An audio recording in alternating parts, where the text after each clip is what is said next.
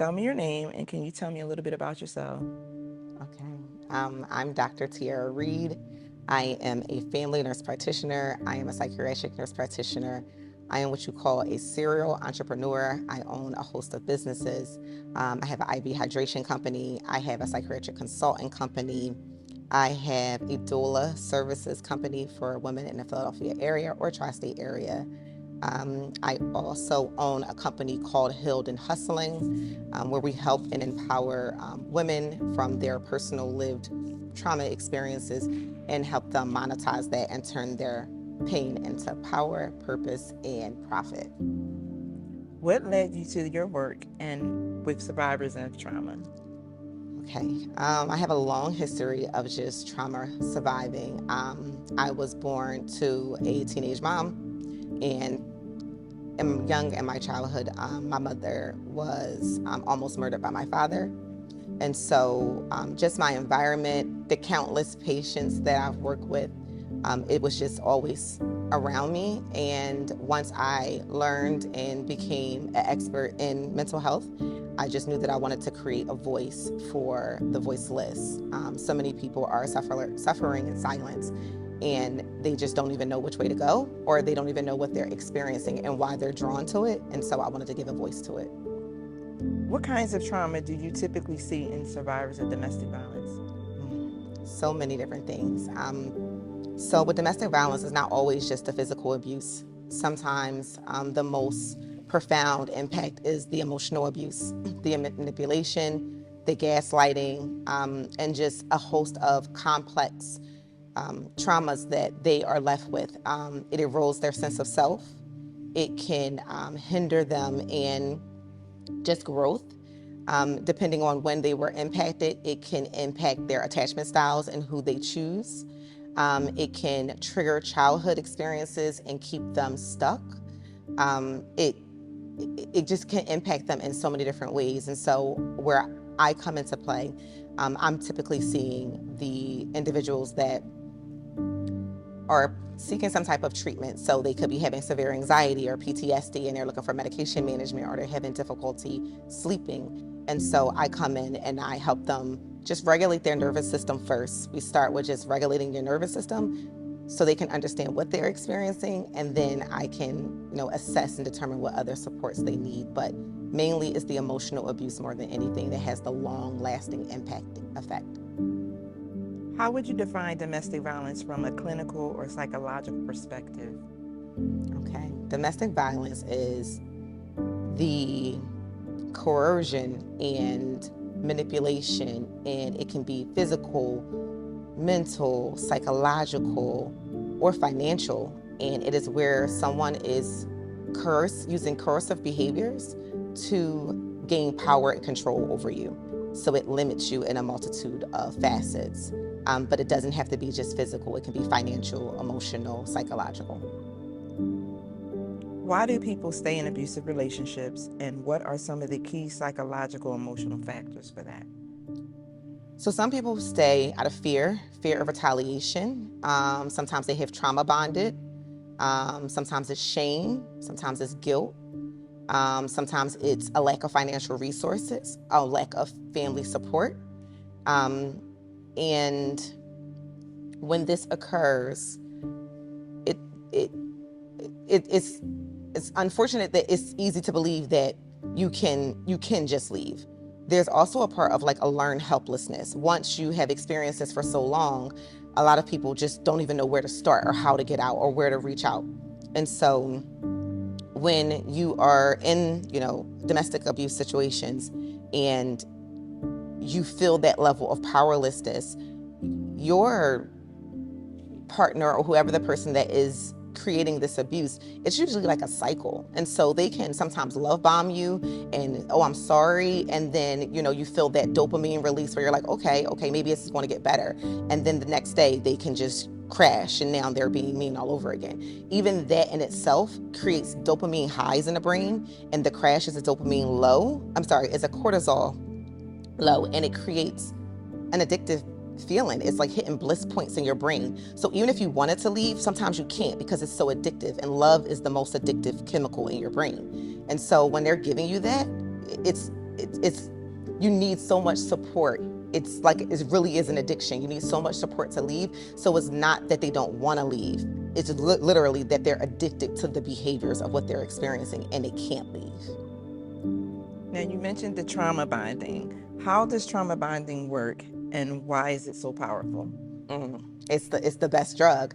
So with trauma bonding, our brains, the good feelings that we have in our brains are usually fueled by dopamine. And so when someone is giving you love, showing up, giving you affection, then your dopamine levels increase. So you feel good. It hits the bliss points of your brain. That's what we call them, bliss points. So it hits the bliss points of your brain. You feel good. You're feeling good. You're in this relationship.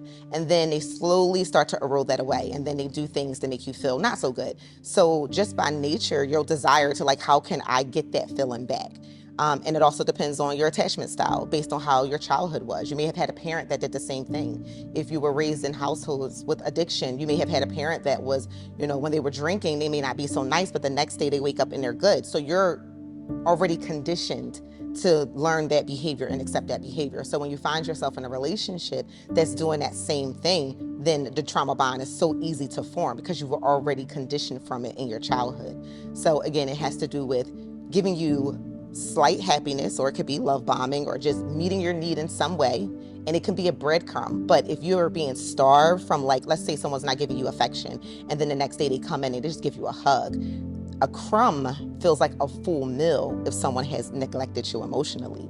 And so that small crumb can become what you're yearning for, and then they'll take it away. And then the next day you're just looking for a touch. And so your brain becomes addicted to anything that you can have that meets that need. And the brain doesn't care how it gets it. It just wants that need met. So that's also, we see that with children that are abused with their family members. We're taking them from their family that's abusing them, but that's the only love they've ever known. So they don't care about the abuse, they just want the love. So trauma bond, it's a chemical, a biochemical reaction in the brain that's bigger than anything you can imagine. What are some misconceptions the public has about domestic violence? One, that it's physical. Two, that you have to be weak, or that it's not happening to successful individuals. That, it's something they did to cause it, or it's something wrong with the person that's doing it. When we think about domestic violence, first, I'm real big on attachment styles. So when we're talking about attachment styles, those are developed early in your childhood. So between birth and 2 years old, you develop your attachment style. There's 4 types. There's anxious attachment, anxious preoccupied, dismissive avoidant, secure, and disorganized, which is also called fearful avoidant.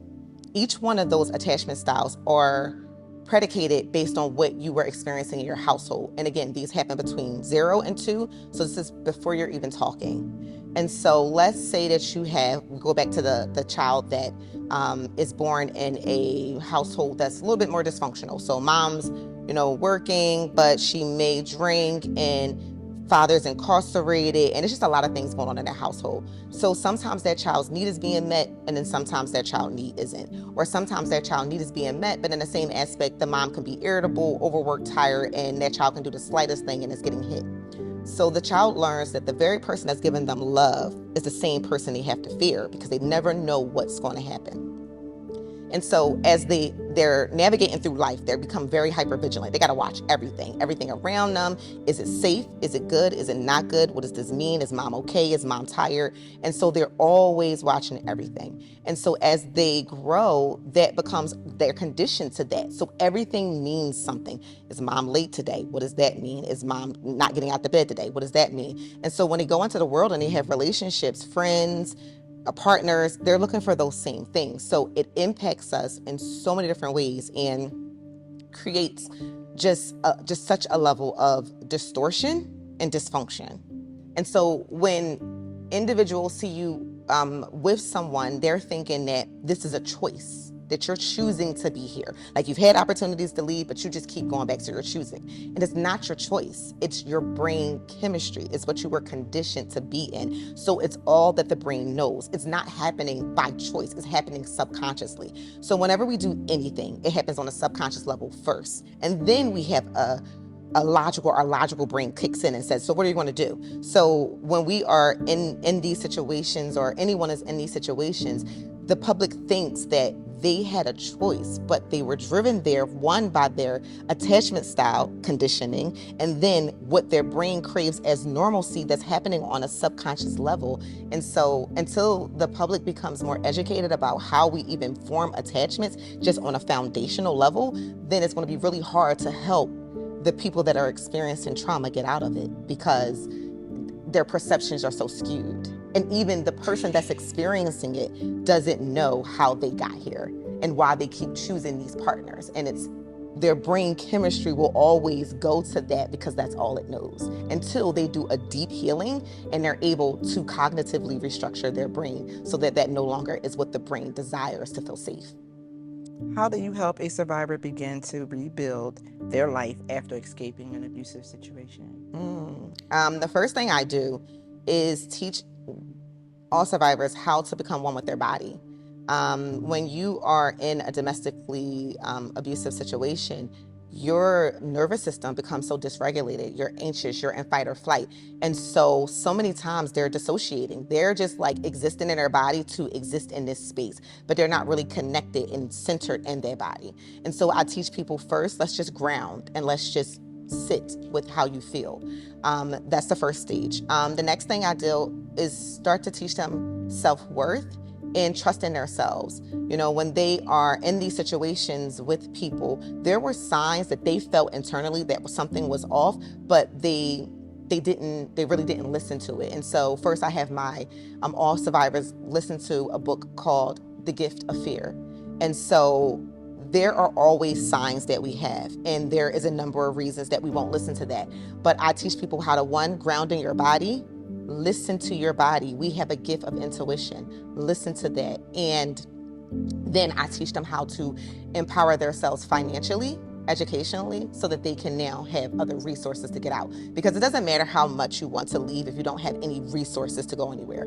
You know, we're going to look at Maslow's hierarchy. You're going to always make sure that you have a house, food. And if your abuser is providing those things, it makes it really hard to leave.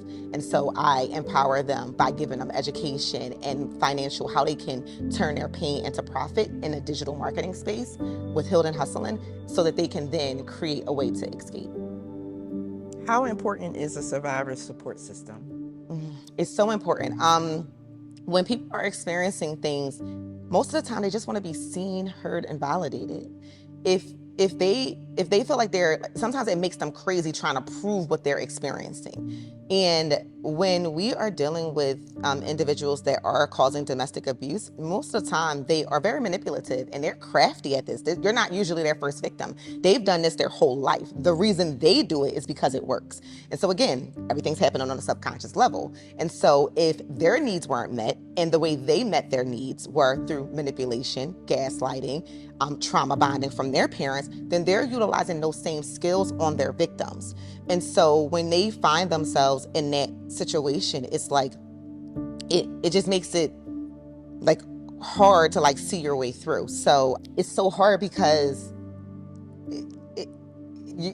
they want to seem seen and heard, but you can't waste your time trying to have people see and hear you, because normally the person that you're in a relationship with has manipulated you, so he's manipulated others. You wouldn't be in a situation if it was crystal clear. So it's real hard to try to like get other people to understand what you're experiencing, but you do need the support. And so usually I say, you know, you can look at churches, but churches are usually very hard. Faith-based is hard.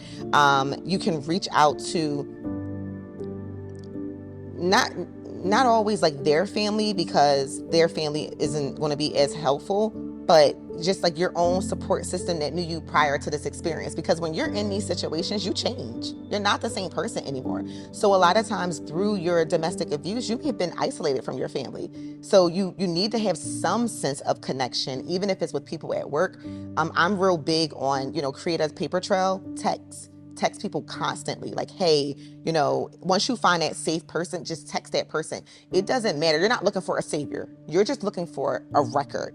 This day I experienced this, I came in a house, this person moved this, or they took this, or I'm missing my keys, or my phone is lost, because they do these things that make you look crazy. And like your phone is going in there, your keys are gone, and now your shoes are gone, and like all these things are happening. And when you're telling other people, they think you crazy. But when you have that one safe person and you're making a record of it, then you have something to be like, no, this person has been tormenting me, gaslighting me, manipulating me, emotionally scarring me for months, and I have a record of it. So having just some level of support is great, but I don't know where that's going to come from. It can be the most unlikely person. It could be a neighbor across the street. It doesn't necessarily have to be your mom, because there's also people in your family that this is normal for them. And if he paying the bills and he got a good job and he worked for the city, then what you complaining for? So like, some people aren't even going to understand your struggle. And so you just find that one person that you can connect to, and you create they can validate your experience. You can tell them what it is you need, because sometimes, I tell my clients,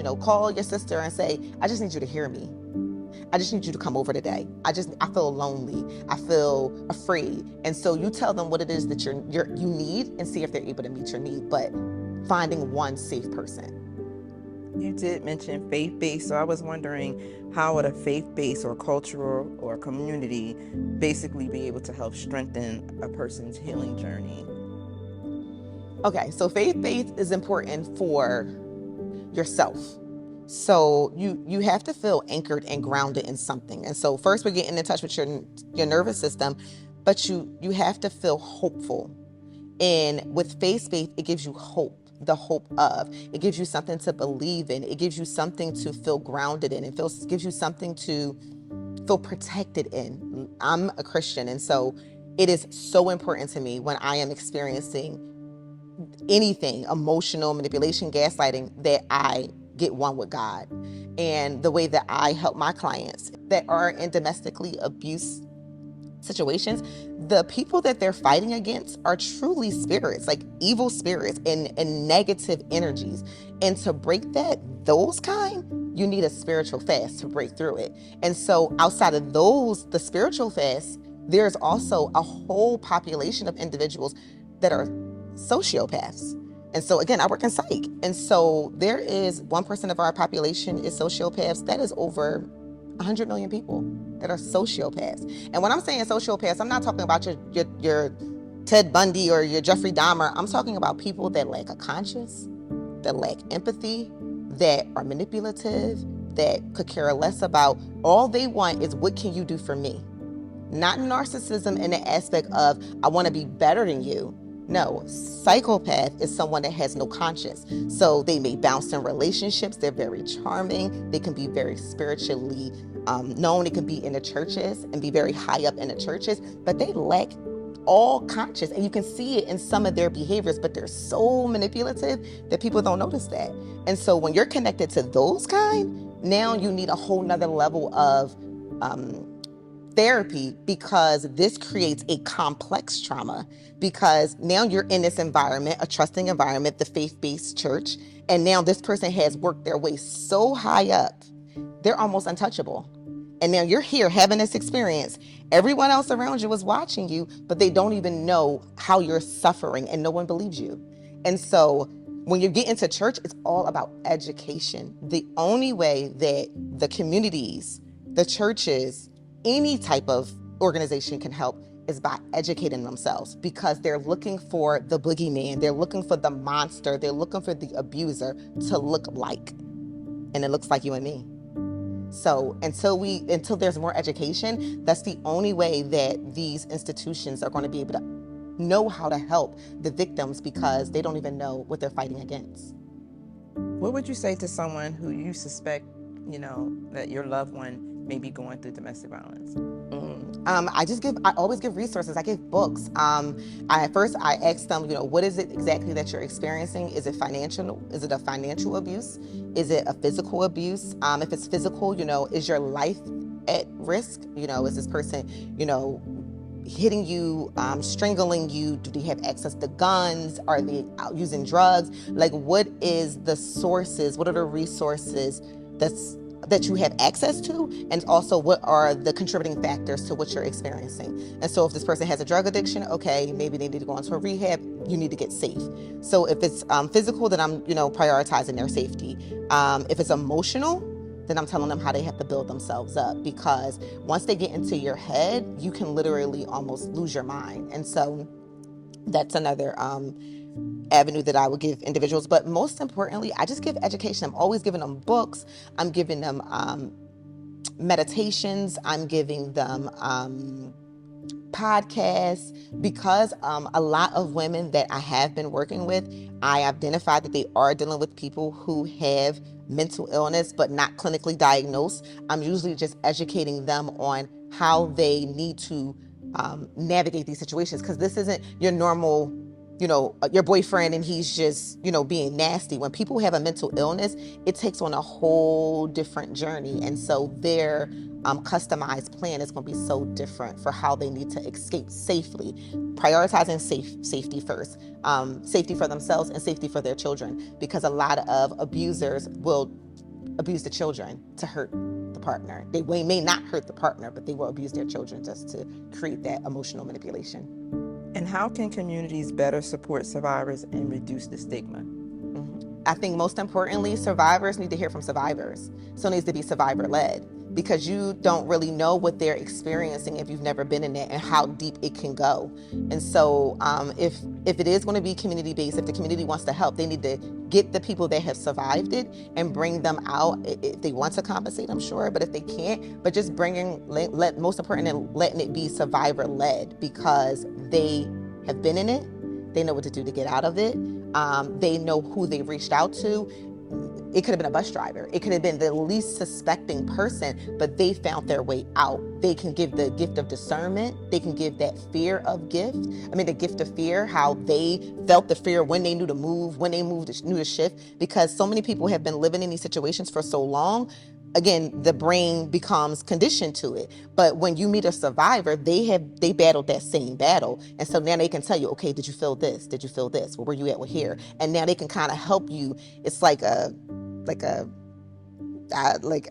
special gift, like someone guiding you. I would say like a Harriet Tubman that left, slavery. Once you get out, then you go and you lead it. It makes it easier. And so if we had survivor-leds, they're like the Harriet Tubmans of getting out of domestic abuse. They did it. They felt all the fear. They felt all the feelings. They knew. And so if you have them in the communities helping, then that would be that's what we need.